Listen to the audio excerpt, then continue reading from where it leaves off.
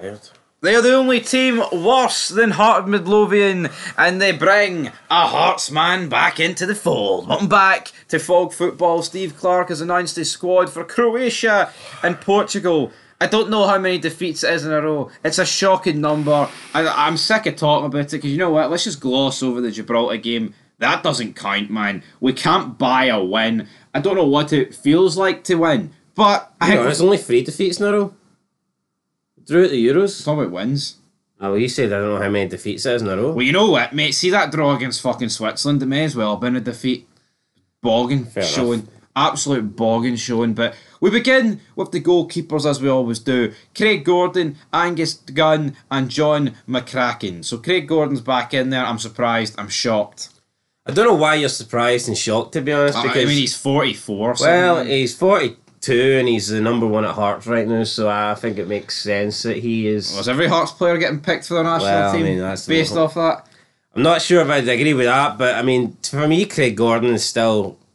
Maybe that's a bit worrying, but I think he's still the best goalkeeper Scotland have right now. Yo, he'd be in my squad, absolutely, but he wasn't in the last one. And it just seemed like that was the end of an era. Although what I would argue is, like, I don't see really the point of keeping Craig Gordon in the squad if he's not going to play. If he's just going to sit on the bench or whatever, then I think he'd be better off bringing in new blood. I mean, maybe Craig Gordon offers experience to the camp and stuff like that. But again, these UEFA Nation League games are kind of like glorified friendlies. I can almost understand why you take Craig Gordon to a World Cup or why you take Craig Gordon to a Euros. But I'm not sure if taking Craig Gordon to, a 2-game match against Portugal and Croatia, I'm not sure what kind of benefit that gives you. I'm just not sure. No, I'm not sure either. I mean, closing thoughts on the goalies. I mean, Angus Gunn will start. Well, we haven't even really talked about one of them yet, so I don't know how we can be going into closing thoughts. Because, you know what? No one's even gave John McCracken a mention. I did. I said his fucking name, I cut you off before you got to McCracken. No, you didn't. I said John McCracken. I don't think you did. I know for a fact I did. 100%. There's no point even debating it. I think you're cracking. I think you're cracking. The cracks are beginning to show. You're as dodgy as Steve Clarke right now. No, I'm not. John McCracken never got mentioned. Yeah, I might be as dodgy, but I'm not as pissed. I can guarantee that. The cracks are beginning to show. McCracken never got mentioned, so I'm going to mention him now. He did. I know for a fact he did. You know, it's as factual that your club's the smallest team in Edinburgh and the fucking bottom of the table. How about those apples? Biggest club in Scotland, what are you talking about? Anyway, John... Is that what we are then? He needs to have a straight face, get on. John McCracken then comes in. Look, I'm not against this. I think John McCracken's a decent keeper. Was he not in the last squad? I don't think he was, actually. I think he was. Well, either way, look... It does make a little bit of sense, because if Sander Clark is... But then again, it kind of tells you what Steve Clarke thinks of his namesake. Because when Craig Gordon was the number 2 not playing at Hearts, he was still getting picked in the Scotland team. As soon as Sander Clark drops to number 2 and he's not getting played, he's not getting picked for the Scotland team.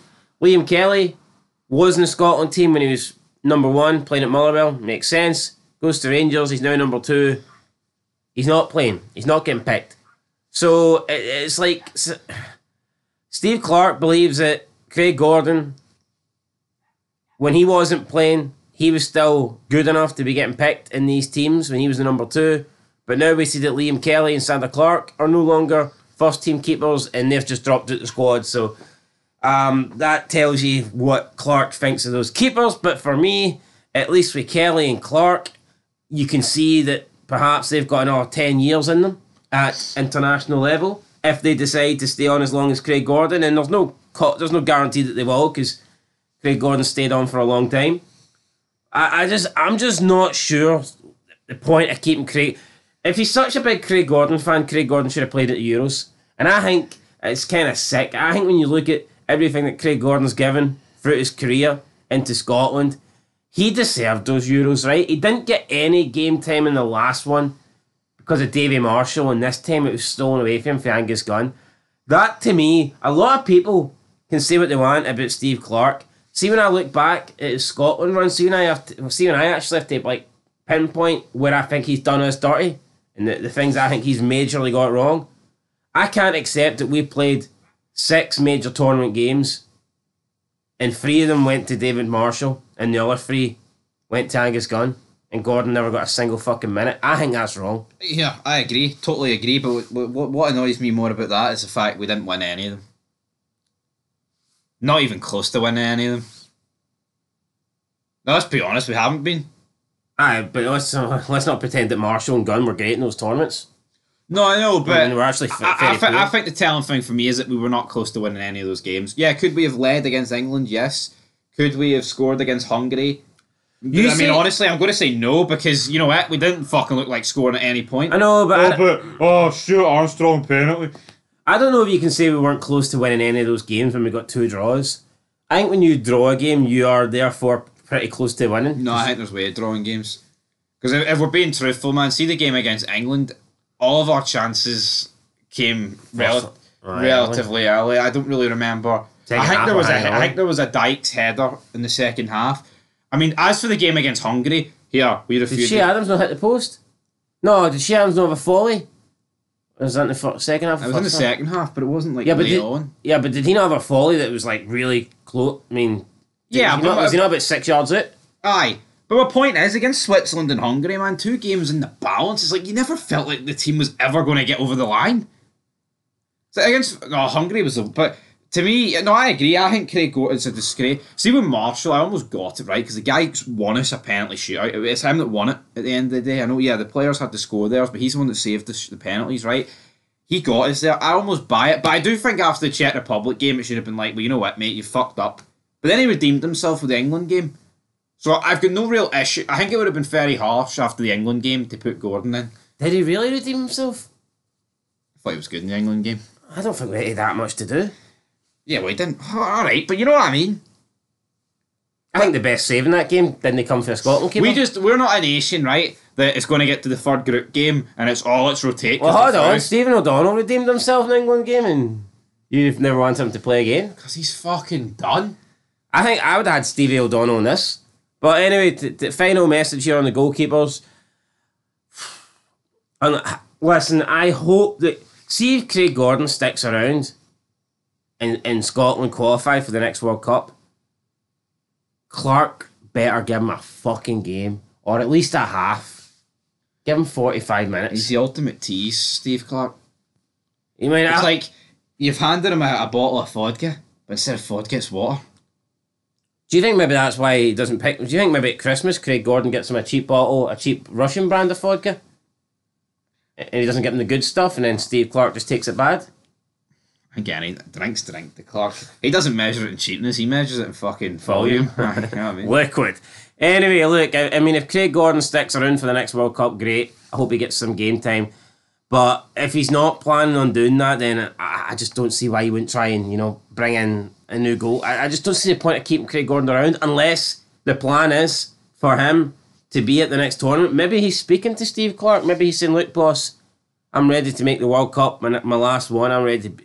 But then again, I just don't see the point of even having him in the squad if he's not going to be number one.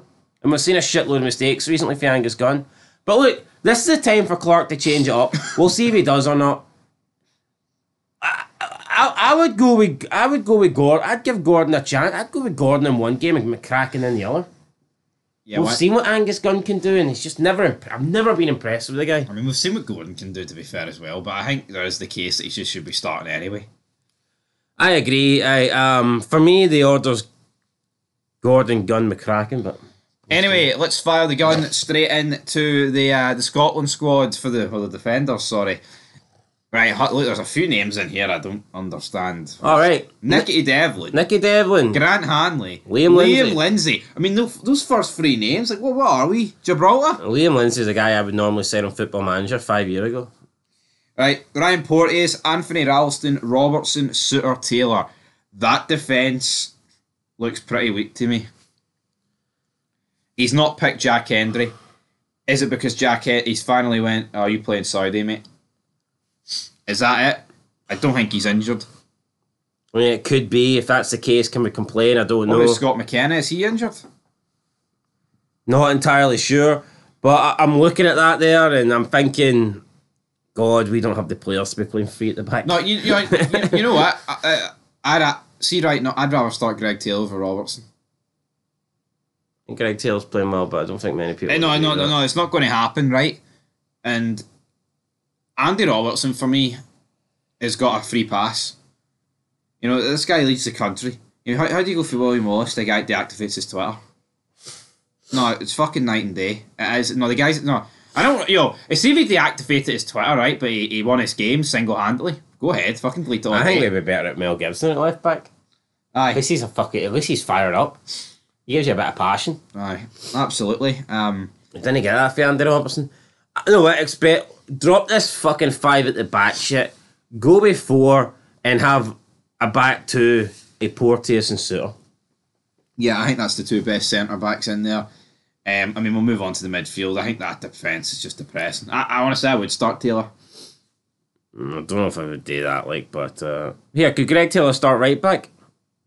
I'd rather do that, because Ralston's just not that good. Could Nicky Devlin get a chance? He's playing well at Aberdeen. I'd rather him... Well, I mean, I'm not going to... Ralston's... He's pish, but he... let's just move on for that, buddy. The guy too much. Anyway, so no chance for Nicky Devlin, then? We know Clark. Max Johnson not in here. Why?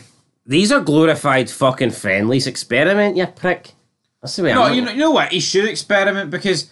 See picking... We're going to finish last anyway, so may as well experiment. See with Lindsay and Devlin, right? I think fair enough. You know why? Because it's a bit of an unknown. See Anthony Ralston, it's tried and tested. It hasn't worked. I don't understand why we I think in internationals, man, you pick your starters, and I honestly think the rest of them should be like, give people a chance. But anyway, I think there's a few other players. See how bad Ralston was, man, in that Euros. I think if he never called him up again, there'd be no qualms for me. Like, no, into the midfield we've got Christie, Doak, Forrest, Gold, Gilmore, Irvine, McLean, and McTominay. So, I mean, immediately here we've got Andy Irvine. I don't even know who that is. Former Hearts man.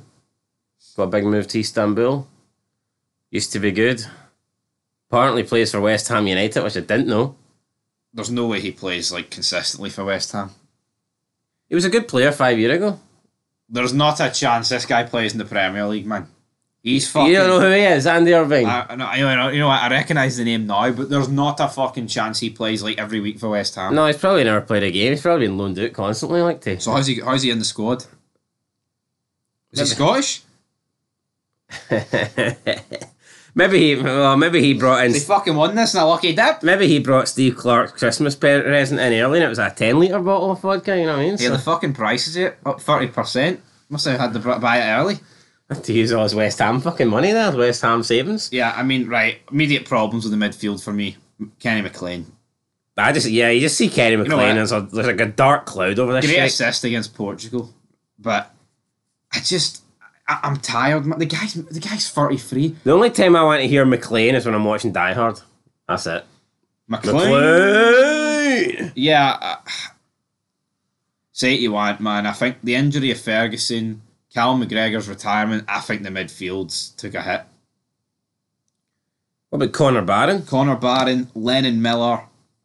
No, I fucking refuse, right, to believe that Andy Irvine and Kenny McLean are 2 better options than Conor Barron and Lennon Miller right now. No, I actually refuse to believe that. I'm not having that. Why not get Lennon Miller in there? Yeah, no, why not? No, seriously, yo. See Andy Irvine? I don't have a fucking clue what he's doing, right? Didn't even realise he existed until 2 minutes ago, and then I realised who he was. Kenny McLean has done nothing. He's fucking pish. Leighton Clarkson Scottish or English? I think he's English. He's from Liverpool. You could probably get him switched out though, couldn't you? I think there's better players that switch around than Leighton Clarkson, but closing thoughts on the midfield. The 2 Napoli guys have been playing at their skin since they went, which is to be expected. They're 2 good footballers. Yeah, you know what, man? To me, Scott McTominay, I think that move will do him the world of good because he's going to benefit playing more at Napoli than he is just being a bit part player at United. Being a fucking scapegoat at a shite club. Just for that shite fucking Goldbridge cunt, Brownbridge, shite. I mean, I don't know what his issue is again. Oh, Scooby-Doo! No, Scooby-Doo! it's fucking no. You know what? See with McTominay, right?